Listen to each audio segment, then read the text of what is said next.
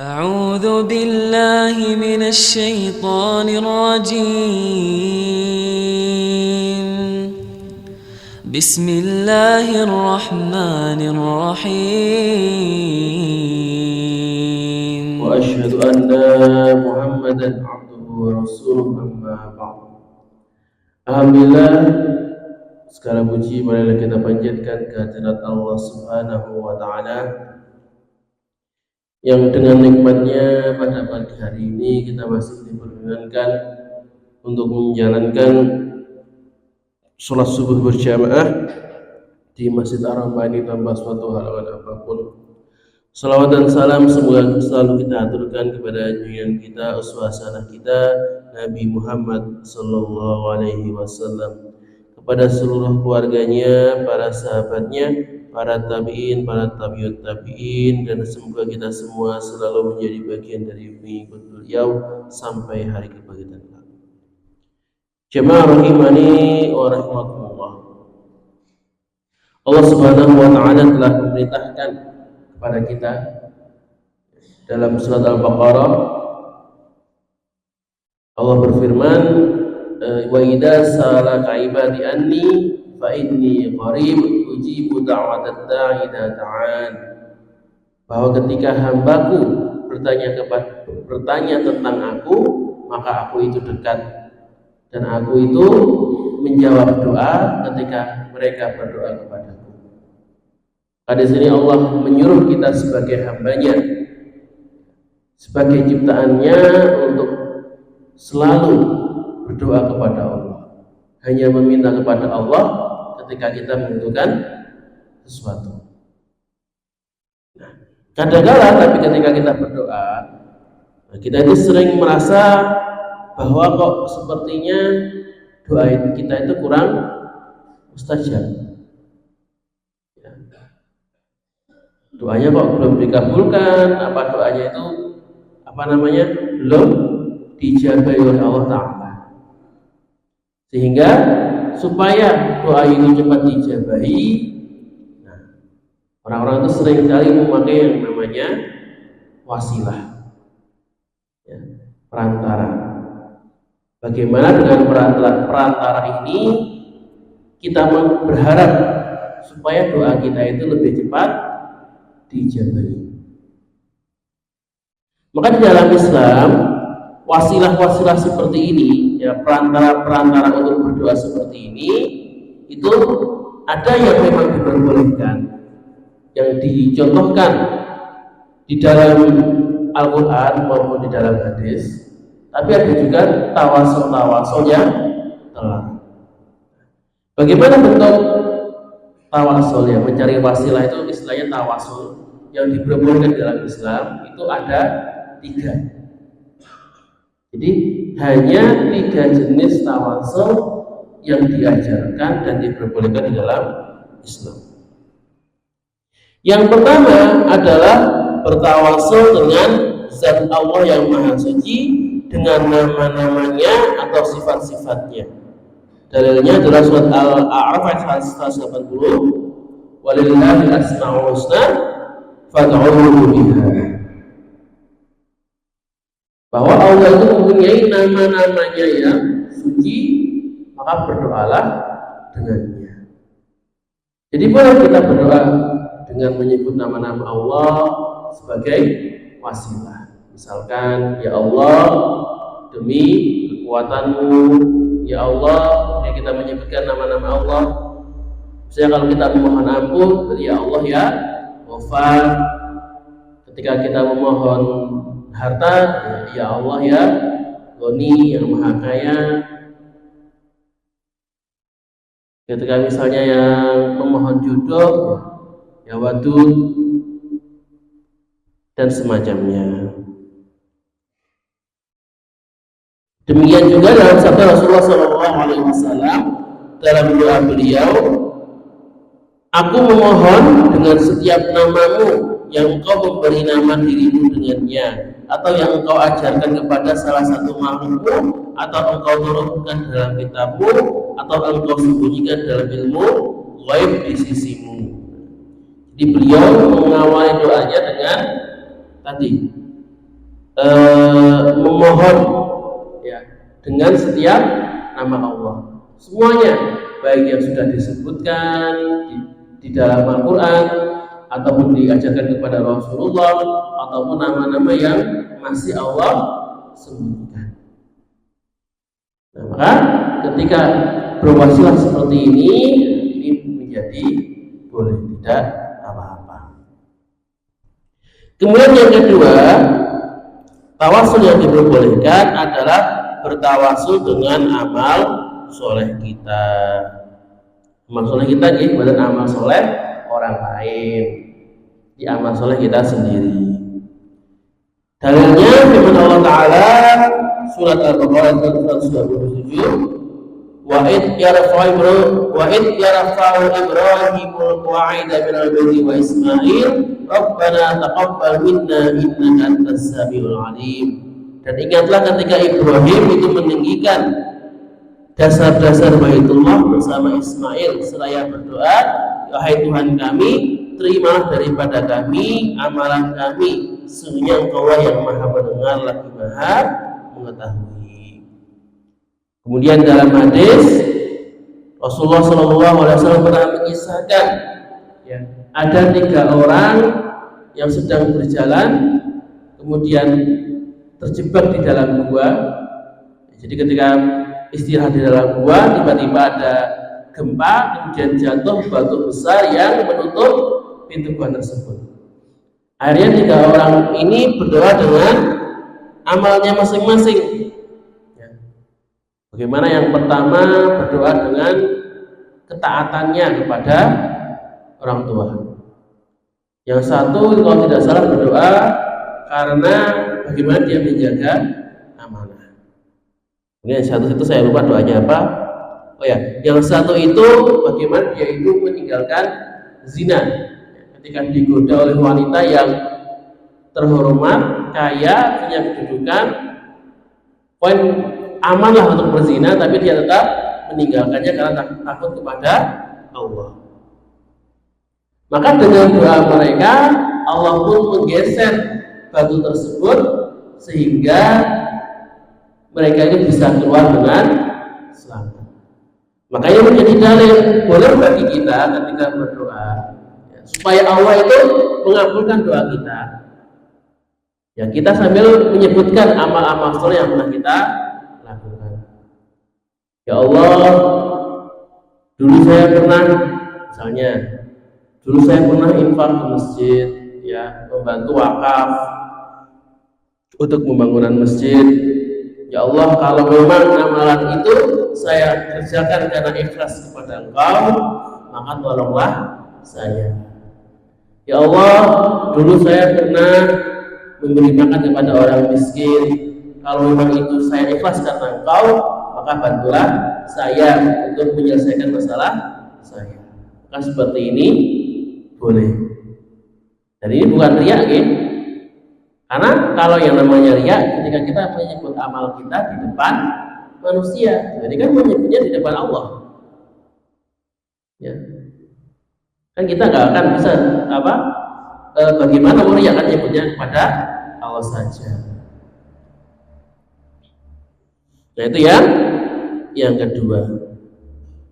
Nah yang ketiga, bertawasul atau berwasilah dengan doa orang lain. Jadi kita berdoa kemudian kita minta orang lain yang masih hidup, yang mungkin kita kira doanya itu lebih mustajab, lebih dijabai oleh Allah, kemudian kita minta mereka untuk mendoakan kita. Seperti dalam firman Allah Ta'ala surat Yusuf ayat 97, ketika putra-putra Nabi Yakub itu mereka berkata, wahai ayah kami, mohonkanlah ampun bagi kami terhadap dosa-dosa kami, sesungguhnya kami adalah orang-orang yang bersalah. Jadi di sini sebenarnya anaknya Nabi Yakub bisa mereka minta ampun kepada Allah, itu bisa, tapi supaya doanya lebih mandi, ampunannya lebih manjur, maka mereka juga meminta tolong kepada ayahnya yang seorang nabi yang doanya pasti lebih mustajab, mereka minta tolong kepada ayah mereka untuk mendoakan meminta ampun bagi mereka, sehingga insya Allah Allah lebih cepat mengampuni dosa-dosa mereka. Kemudian Nabi SAW juga pernah mencontohkan ya bagaimana Nabi itu mendoakan sahabat Uqayyah bin Mihsan. Ya, beliau memohonkan kepada Allah agar menjadikan Uqayyah termasuk 70.000 golongan yang masuk surga tanpa hisab. Jadi di sini menjadi dalil bahwa boleh kita ketika memohon mau meminta kepada Allah, kita minta tolong kepada saudara kita atau kepada ustadz kita atau kepada keluarga kita, yang minta tolong saya lagi butuh sesuatu, minta tolong bantu didoakan. Atau mungkin kepada temannya yang mau umroh atau mau haji, nanti kalau di Masjidil Haram tolong bantu doakan ya. Seperti ini boleh. Karena kita tidak tahu dari mana Allah itu akan mengijabahi doa. Bisa jadi doa kita tidak diijabahi, tapi ternyata doa teman-teman kita itu yang Allah kabulkan. Itu bisa jadi. Karena mungkin mereka lebih ikhlas, mereka lebih dekat dengan Allah, mereka tidak mempunyai penghalang doa, sehingga doanya dikabulkan oleh Allah.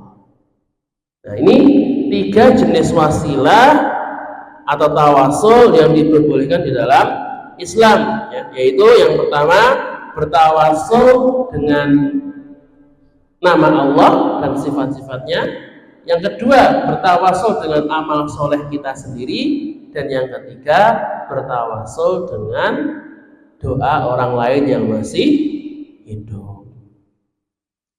Maka tawasul yang selainnya yang di luar ketiga itu adalah tawasul yang terlarang. Ini bisa jadi tawasul yang bid'ah atau bahkan bisa menjadi tawasul yang syirik. Contohnya apa? Ya bertawasul dengan orang-orang yang sudah mati.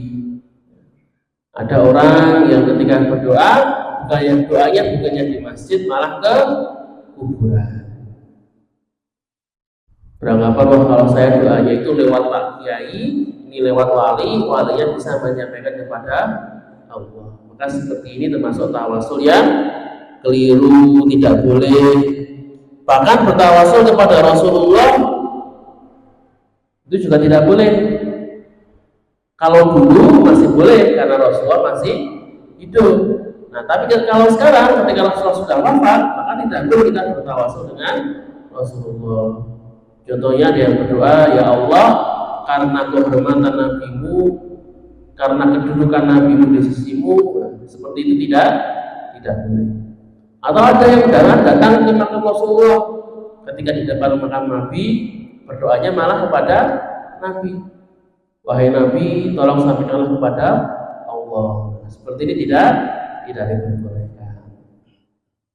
Maka kalau misalkan kita melakukan tawasul yang terlarang seperti ini, kalau misalkan memohonnya hanya kepada Allah, tapi lewat perantara yang keliru, maka itu masuk dalam kategori bid'ah.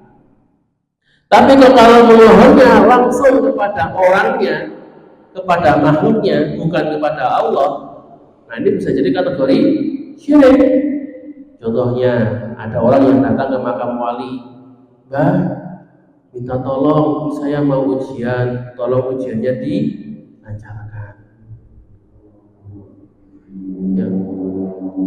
Apalagi saya datang, Ustaz, ini saja sudah meninggal ya, walinya sudah meninggal. Wahai wali, saya wali siapa loh? Sekarang kadang-kadang kuburan itu kan kuburan sini dari kuburan wali, atau walinya benar wali atau tidak. Ya kadang-kadang ada guyonan loh Mbak, maksudnya kuburan itu sebenarnya kuburan kosong, cuma sekedar ya gundukan saja gitu loh. Tapi karena ada orang yang doa di situ, lama-lama jadi makam wali. Kemudian kalau saya tadi mintanya kepada walinya, wahai wali, tolonglah saya, tolonglah pekerjaan saya, tolong lancarkan hidup saya. Jadi dia mintanya tidak kepada Allah, tapi kepada walinya sendiri. Nah, itu bisa jadi dia jatuh ke dalam perbuatan kemusyrikan. Karena kita tidak boleh minta sesuatu selain kepada Allah Ta'ala. Ketika kita mengatakan, wah, wali ini punya kemampuan untuk menyelesaikan urusan kita, untuk menyelesaikan masalah kita, untuk membantu apa yang kita inginkan. Ketika kita punya keyakinan seperti itu, maka kita sudah jatuh ke dalam perbuatan syirik. Maka naudzubillah min dzalik, jangan sampai ya kita jatuh seperti jatuh dalam perbuatan seperti itu.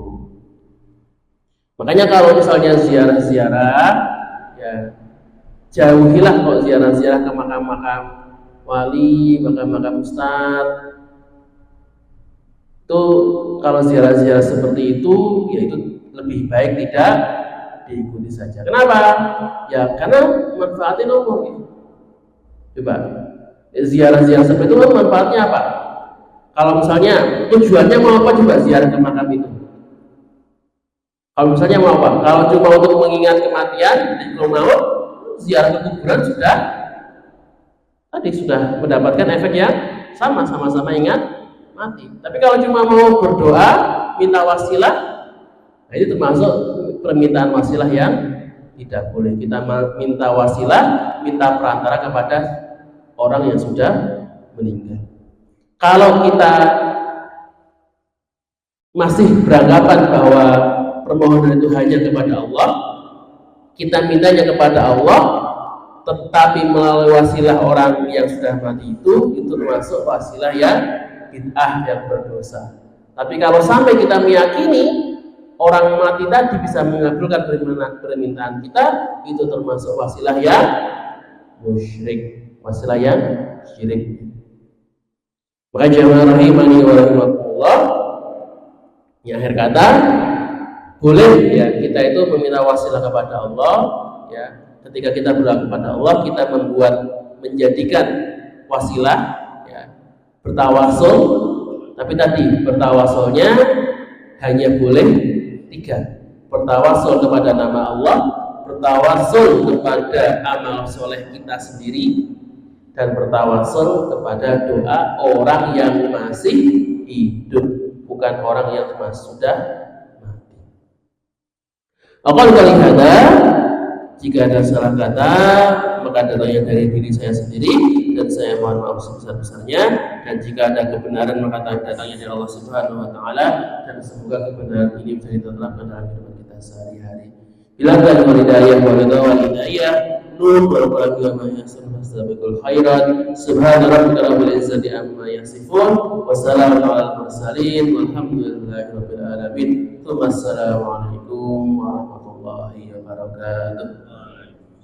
سبحان ربك رب العزة عما يصفون وسلام على المرسلين والحمد لله رب العالمين صدق الله العظيم.